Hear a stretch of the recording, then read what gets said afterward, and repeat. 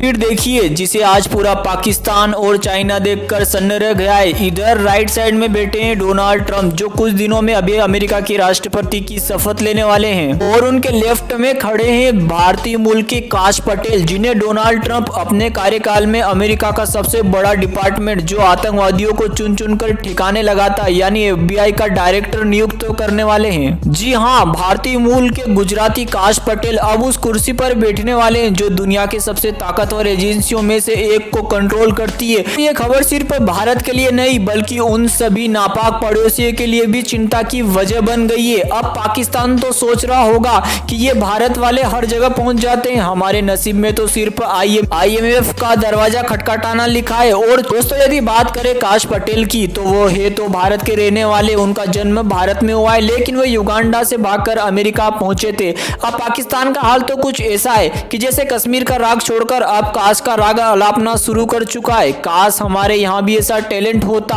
पर क्या करे, टैलेंट की जगह आतंकवाद को सपोर्ट करोगे तो यही मिलेगा, खाली हाथ और IMF के लोन्स। और चाइना, चीन के लिए तो ये किसी झटके से कम नहीं है। सोचिए, जिसने हवाई के फोन से लेकर जासूसी के बैलून तक हर जगह अपनी चालाकी दिखाई है, उसे अब काश पटेल की तेज निगाहें FBI में रहते हुए झेलनी पड़ेगी। और दोस्तों काश पटेल इंडियन ओरिजिन के हैं, जिनका अमेरिका में FBI डायरेक्टर बनना सिर्फ एक व्यक्ति नहीं बल्कि पूरे भारतीय समुदाय की ताकत बताता है। वहीं अगर दूसरी अपडेट की बात करी जाए तो हिंदुओं पर जिस तरीके से बांग्लादेश में लगातार उनको टारगेट किया जा रहा है, बांग्लादेश को समझ नहीं आ रहा है कि पड़ोसी शब्द का मतलब क्या होता है, न कि परजीवी। दोस्तों आज हम बात करेंगे बांग्लादेश में मौजूदा स्थिति पर, जहां अल्पसंख्यक हिंदुओं पर हो रहे हमले में एक बार फिर भारतीय कूटनीति को आक्रामक बना दिया है। बात बांग्लादेश की, जहाँ हालात दिन पे दिन बिगड़ते जा रहे हैं। नोबेल पुरस्कार विजेता मोहम्मद यूनुस की अंतरिम सरकार न तो सत्ता संभाल पा रही है लेकिन देश की स्थिरता के गहरे दलदल में धकेलती जा रही है। धार्मिक अल्पसंख्यक खासकर हिंदुओं पर हमले हो रहे हैं, मंदिरों को अपवित्र कर दिया गया है, घरों को लूटा जा रहा है एवं महिलाओं को टारगेट किया जा रहा है। लेकिन यूनुस सरकार, जो कि वहां की अंतरिम सरकार है, वो इन सभी आरोपों को डिनाइड कर रही है। वैसे ये लगता नहीं कि मोहम्मद यूनुस को नोबेल प्राइज मिला होगा या फिर ये घर में शोकेस में रखते होंगे उसे चाय के कप में। एवं भारत इस पूरी स्थिति पर कड़ा रुख अपनाया है। विदेश मंत्रालय के प्रवक्ता रणदीप जायसवाल ने भी सीधे सीधे कह दिया है कि बांग्लादेश अल्पसंख्यकों की सुरक्षा करना तुम्हारी जिम्मेदारी है एवं मीडिया को दोष देकर जिम्मेदारी से बचने की कोशिश ना करी जाए। साथ ही इस्कॉन धर्मगुरु चिन्मय कृष्ण दास की गिरफ्तारी पर भी नाराजगी जताई है। यहाँ भारत ने अपना क्लियर स्टांस दिखा दिया है कि जब बात सनातनियों और हिंदुओं की होगी तो भारत चुप नहीं बैठेगा। लेकिन दोस्तों क्या आपको पता है कि बांग्लादेश में इस पर क्या कहा गया?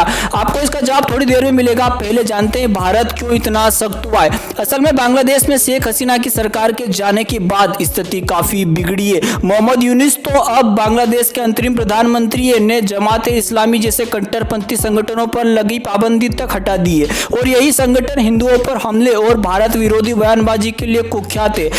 बताया कि यूनुस ने पाकिस्तान के साथ रिश्ते मजबूत करने की बात भी कही है। मतलब यह सीधा सीधा भारत की सुरक्षा के लिए एक थ्रेट के रूप में उभरेगा।